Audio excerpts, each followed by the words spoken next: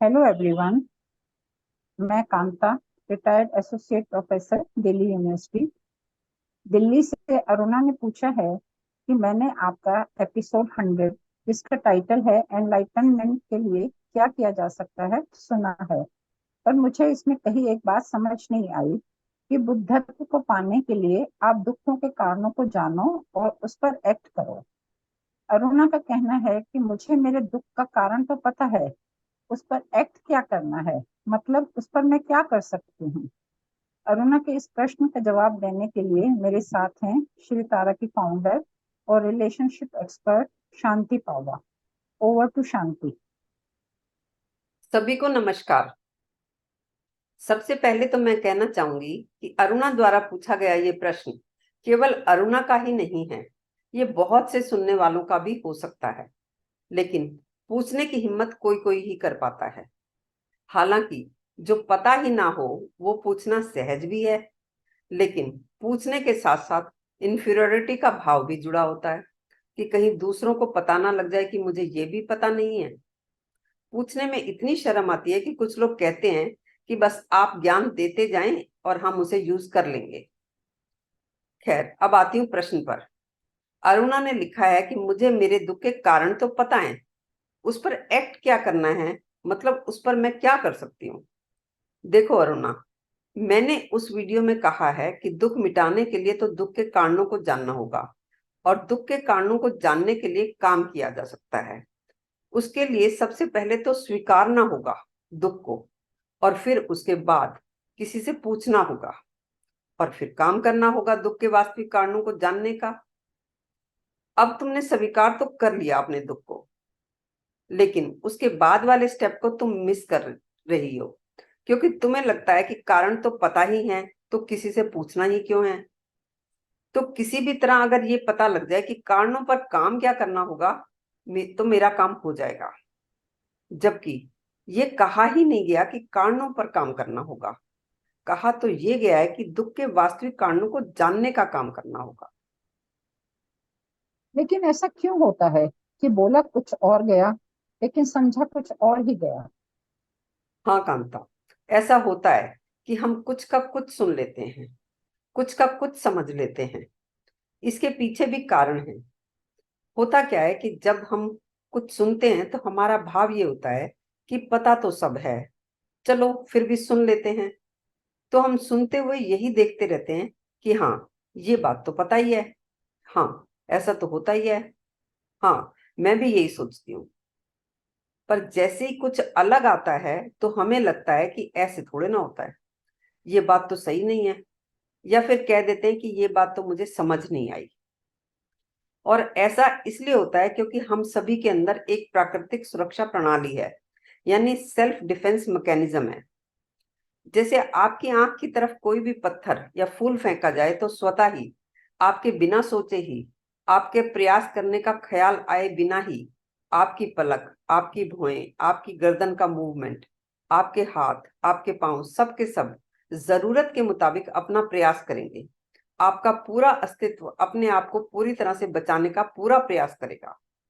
बिल्कुल ऐसे ही, जब आपको कोई आपके विचारों के, आपकी धारणाओं के, आपकी मान्यताओं के या आपकी परिभाषाओं के खिलाफ या अलग कुछ भी कहता है, तो आपका पूरा शरीर, पूरा मन, पूरा अस्तित्व अपने विचारों, धारणाओं, मान्यताओं को बचाने की कोशिश करता है। लेकिन जो तुम जानते हो, तुम वही वही सुनते रहे, तो फिर तुम नया क्या सीखोगे। इस बात को मैंने एपिसोड 94 में भी एक्सप्लेन किया है। देखो अरुणा, एक तो हमारा मन किन्हीं खास खास विचारों में जड़ है, तो वो वही सुनता है जो उसे सुनना होता है, जो कि उसे पहले से पता होता है। दूसरा, जब भी हमें दुख होता है, हमें लगता है कि दूसरा ही दोषी है, दूसरा ही हमारे दुख का कारण है। हमें अपने समझ और व्यवहार की कमी देखने की कोई जरूरत नहीं है, दूसरा ही देखे। सभी को लगता है कि मेरा मन सॉफ्ट है, नरम है, किसी को हर्ट करने वाला नहीं है, मैंने कभी कुछ गलत नहीं किया है, किसी का बुरा नहीं चाहा है, उल्टा सदा ही मेरे साथ गलत किया गया है। तुम्हें पता ही नहीं लगता कि हर व्यक्ति अपने बारे में यही तो समझ रहा है। हर लड़ाई, हर झंझट में जो भी दो व्यक्ति इन्वॉल्व होते हैं, उन दोनों को ही पक्का पक्का पता होता है कि गलती उनकी नहीं, सामने वाले की है। दोनों को ही अपनी गलती चींटी बराबर और दूसरे की गलती हाथी बराबर दिख रही होती है। दोनों ही अपने अपने दुख के लिए दूसरे को कारण देख रहे होते हैं। हाँ, मैं इस बात से रिलेट कर सकती हूँ। मुझे भी यही लगता था कि मेरी तो कोई भी गलती होती ही नहीं, सारी गलती सामने वाले की ही होती है। जब भी कभी लड़ाई हुई और अगर मैंने जोर से बोला या गुस्सा किया, तो मुझे लगता था इसमें भी सामने वाले का ही कसूर है, उसी ने मुझे गुस्सा दिलाया है, वरना मैं ऐसी नहीं हूँ। मैं तो कभी गुस्सा नहीं करती। सही कहा कांता तुमने। 2005 से पहले तक मेरा भी तो यही हाल था। सामने वाला गुस्सा करे तो उसका कसूर, और मैं गुस्सा करूं तो भी उसी का कसूर, और मेरे हर दुख का कारण कोई दूसरा ही होता था। खैर, तुम अपने दुखों के जो भी कारण देखते हो वो तुम्हारी ही समझ को दिखाते हैं। कभी तुम खुद को, कभी हालात को, कभी दूसरों को कारण देखते हो। जो भी कारण तुम देखते हो सभी तुम्हारी इग्नोरेंस को बताते हैं। तो तुम्हारी बात में एक तो ये गड़बड़ है कि तुम अपनी समस्याओं के जो कारण देख रही हो वो कारण वास्तविक कारण ही नहीं है। दूसरा, तुम जो कह रही हो कि कारणों पर एक्ट क्या करना है, कारणों पर एक्ट नहीं करना, कारण जानने का एक्ट करना है। शांति, तुम कह रही हो कि अरुणा जो कारण देख रही है वो वास्तविक कारण ही नहीं है, तो पता कैसे लगेगा कि कौन से कारण वास्तविक हैं और कौन से नहीं? देखो, अरुणा अपनी समस्याओं के जो कारण जानती है, अगर वो कारण वास्तविक होते तो उसे समस्याएं होती ही ना। अरुणा के दुखों का ना मिटना ही प्रमाण है इस बात का कि वो जो कारण जानती है वो वास्तविक नहीं है। अब मैं तुम्हें एक एग्जाम्पल से बताती हूँ कि कैसे तुम्हारे कारण वास्तविक कारण नहीं होते। एक बार मेरे पास एक 45 साल की महिला जिसका नाम शिखा था आई। उसने बताया कि उसका वेट किसी बीमारी की वजह से 1 साल में ही बहुत घट गया है। तो जो भी उसे मिलता है वो हैरान होता है और एकदम से रिएक्ट करता है कि हाय शिखा, ये क्या हो गया तुम्हें? तुम इतनी कमजोर कैसे हो गई? अपना ध्यान रखा करो। औरों की तो सेवा करती रहती हो पर अपने लिए कुछ नहीं करती हो। अब शिखा को खुद भी अपनी चिंता तो होती ही थी। वो अपना प्रॉपर ट्रीटमेंट भी ले ही रही थी, पर दूसरे लोग जब उसे ऐसा कहते तो उसे बहुत बुरा लगता था। वो इस बात से परेशान थी कि सभी ऐसे क्यों कहते हैं। क्या इनको कोई और बात ही नहीं मिलती करने को? वैसे वो काफी मिलनसार थी, लेकिन अब उसे लोगों से मिलना अच्छा नहीं लग रहा था। उसे लगता चाहे माँ हो या बहन हो या कोई दोस्त हो या हो रिश्तेदार, सबको बस यही कहना होता है। उन्हें समझ ही नहीं आता कि ऐसा नहीं कहना चाहिए। उन्हें दिखता ही नहीं है कि मैं उनकी इस तरह की बातों से कितनी हर्ट होती हूँ। शिखा को पक्का पता था कि उसके दुख के कारण वो लोग हैं जो उसे इस तरह की बातें कहकर हर्ट करते हैं। तब मैंने उससे पूछा कि अगर तुम किसी दिन अपनी बहन को मिलो और तुम्हें लगे कि वो काफी कमजोर लग रही है, तो क्या तुम्हें उसकी चिंता नहीं होगी? तुम क्या कहोगी उससे? क्या कुछ भी नहीं कहोगी उसकी सेहत के बारे में? तो वो एकदम से रुकी। उसने सोचा, फिर कहने लगी कि हाँ, शायद अपनी इस परेशानी से पहले तो मैं कुछ ना कुछ कहती, पर अब कुछ नहीं कहूंगी। और जो ये लोग कहते हैं ना मुझे, वो तो मैं पहले भी ना कहती। चलो ठीक है, वैसा नहीं तो कुछ और कहती, लेकिन जो भी कहोगी वो तुम अपनी समझ से ही तो कहोगी। उससे पूछ कर तो नहीं कहोगी ना कि मैं ये कहूं या ना कहूं। तुम्हें बुरा तो नहीं लगेगा? और अगर तुम कुछ भी ना कहो तो भी तुम्हारी बहन को बुरा तो लग सकता है कि इसे तो मेरी फिक्र ही नहीं है, इसने पूछा ही नहीं कि मुझे क्या हुआ है। देखो, तुम जो भी कहोगी या नहीं कहोगी वो तुम अपनी मर्जी से डिसाइड करोगी, अपनी ही समझ से कहोगी, और तुम उसके लिए कंसर्न फील करती हो इसलिए कहोगी। तुम कभी भी कुछ ऐसा नहीं कहोगी कि उसे दुख हो। तुम खुद को तो ऐसा देखती हो कि मैं तो कभी भी कुछ भी ऐसा नहीं कहती जिससे दूसरों को दुख हो। और यही तो उन सब लोगों को भी लगता है। वो जो भी कहते हैं आउट ऑफ कंसर्न कहते हैं। वो तुम्हें दुख पहुंचाने के लिए नहीं कहते। जो भी उनकी समझ है वो उसी समझ से ही तो कहेंगे। और वो कुछ भी ना कहें तो भी तुम्हें दुख लग सकता है कि देखो, इसने तो मेरे बारे में कुछ कहा ही नहीं, कुछ नोटिस ही नहीं किया। तो क्या ये जाना नहीं जा सकता कि किस बात से सामने वाले को दुख होगा और किस बात से नहीं? देखो कांता, वैसे तो हम सभी इतने सेंसिबल और सेंसिटिव होते ही हैं कि ऐसा कुछ ना कहें जिससे सामने वाले को दुख हो। पर फिर भी सभी की अपनी अपनी धारणाएं हैं, मान्यताएं हैं। सबके अपने अपने सही गलत के सेट हैं कि ये तो कहना चाहिए, ये नहीं कहना चाहिए। तो एग्जैक्टली ये नहीं जाना जा सकता कि ऐसा क्या कहा जाए कि सामने वाले को बुरा ना लगे। ना तो तुम किसी को कहने से पहले जान सकती हो, ना ही कोई और तुम्हें कहने से पहले जान सकता है। उसकी भी स्वतंत्रता है, उसकी भी समझ है कि वो क्या बोले, और तुम्हारी भी स्वतंत्रता और समझ है कि तुम क्या बोलो। यही बात मैंने शिखा से भी कही थी, और ये सब सुनने के बाद मैंने देखा कि शिखा एकदम हल्का फील करने लगी। जब वो आई थी तो उसकी समझ में उसके दुख का कारण दूसरे लोग थे, जो कुछ कुछ कह देते थे उसे। तो उसके हिसाब से तो उसका दुख तभी खत्म हो सकता था ना, जब दूसरे लोग वो बातें करना बंद कर देते, जो कि संभव ही नहीं था। तो इस तरह से तुम देख सकती हो कि उसके कारण बोगस थे।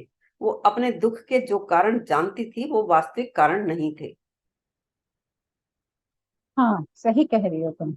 या हमें अपनी समस्याओं के वो पहलू दिखाए जाते हैं जो हम नहीं देख रहे होते, और हमें हमारी समस्या के वास्तविक कारण बताए जाते हैं। जैसे ही हमें दिख जाते हैं तो हमारी समस्या खत्म हो जाती है। हाँ कांता, यहाँ एक और बात समझने की है कि क्या आधार है तुम्हारी समस्याओं के। इस बात को स्पष्ट करने के लिए एक छोटा सा काल्पनिक एग्जाम्पल देती हूँ। कि जैसे तुम सोचो कि मैं तो उड़ना चाहती हूँ, पर मैं कभी उड़ ही नहीं पाई। अब क्या उड़ना तुम्हारे वश में है? तो इंसान अगर इस बात को समस्या बना ले कि मैं तो जिंदगी भर उड़ ही नहीं पाया, तो उसकी समस्या तो तभी खत्म होगी ना, जब वो उड़ना सीख जाए। अब वो तो हो नहीं सकता, फिर किया क्या जा सकता है? तो समस्या अगर उड़ने की है तो ऐसा नहीं है कि तुम जब उड़ोगे, जब मैं या कोई और तुम्हें उड़ना सिखा देगा तभी तुम्हारी समस्या हल हो। तुम्हारे वास्तविक कारण जानते ही कि कोई कभी उड़ नहीं सकता, कभी कोई उड़ा ही नहीं है, ऐसा कोई भी तरीका है ही नहीं कि उड़ना सीखा जा सके, तुम्हारी समस्याएं गिर जाती हैं। यानी इस समझ से तुम्हें दिखाए जाते हैं तुम्हारी समस्याओं के आधार और तुम्हारी समस्याओं के कारण। और ये दिखने से मिटेंगी तुम्हारी समस्याएं, मिटेंगे तुम्हारे दुख, गिरेंगे तुम्हारे प्रश्न। क्या इस बात को स्पष्ट करने के लिए कल्पनाओं से रिलेटेड कोई हमारे ही जीवन का एग्जाम्पल आप दे सकती हैं, ताकि सुनने वालों को और क्लैरिटी मिल जाए? हाँ बिल्कुल। जैसे तुम कल्पना कर लो कि मेरी बेटी है, मेरी हर भावना समझेगी। तो ये तुम्हारी कल्पना होगी, वास्तविकता नहीं। ये तुम्हारी कल्पना है कि मैं अपनी बेटी को हर खुशी दूंगी और वो मेरी हर बात मानेगी। मैं अपनी बेटी को इस दुनिया का सबसे अच्छा, सबसे काबिल इंसान बनाऊंगी। ये सब की सब कल्पनाएं हैं, ऐसा होता ही नहीं है। यहाँ तुम्हें लग सकता है कि नहीं, मैंने तो अपनी तरफ से पूरी कोशिश की ही थी, मैंने तो अपनी बेटी के लिए बेस्ट सोचा और बेस्ट ही किया। अब तुम्हारी इंटेंशन पर तो संदेह किया ही नहीं जा सकता। निश्चित ही तुम अपने बच्चों को बेस्ट जीवन देना चाहते हो। निश्चित ही तुम्हारी भावना अपनों के लिए बेस्ट करने की है। निश्चित ही तुम अपनी समस्याओं के लिए अपने बेस्ट उपाय कर ही रहे हो। So you have best intentions and also you are trying your best. But have you tried to know the best? नहीं, तुमने ऐसा नहीं किया। तुम बेस्ट कर तो रहे हो, पर तुमने बेस्ट को जानने का काम बेस्ट तरीके से करना तो दूर, ये काम काम की तरह किया ही नहीं।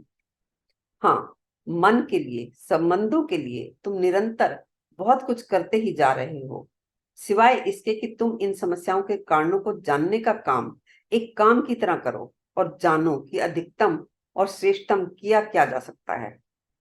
तुमने तो अपने द्वारा जाने अनजाने में पकड़े गए अपने समझदारी के विचारों को ही बेस्ट मान लिया है। ये तुम्हारी बहुत बड़ी गलतफहमी है, और करीब करीब हर कोई इस गलतफहमी का शिकार है कि वो तो अपनी तरफ से बेस्ट कर ही रहा है। बेस्ट जाने बिना तुम बेस्ट को कर कैसे सकते हो? अब सुनने वालों का ये प्रश्न हो सकता है कि बेस्ट को जाना कैसे जा सकता है।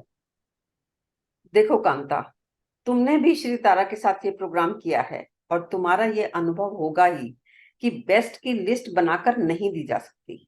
ऐसा नहीं है कि बताया तो जा सकता है बेस्ट, लेकिन मैं बताना नहीं चाहती। नहीं, ये ऐसे बताया ही नहीं जा सकता। अगर ऐसा होता तो ये काम बहुत आसान था। लिस्ट किसी ना किसी ने तो बना ही दी होती और सारी दुनिया को मिल जाती, तो अरुणा को भी मिल जाती।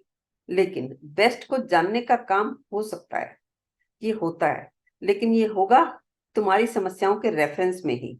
यानी ये काम होगा हमारे साथ 90 डेज का प्रोग्राम करने से। आज की इस बातचीत में आपने जाना कि जो कारण आप जानते हो वो वास्तविक कारण नहीं है।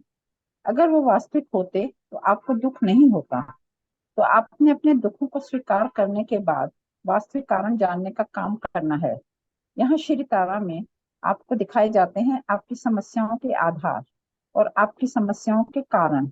और यह दिखने से मिटती हैं आपकी समस्याएं, मिटते हैं आपके दुख और गिरते हैं आपके प्रश्न।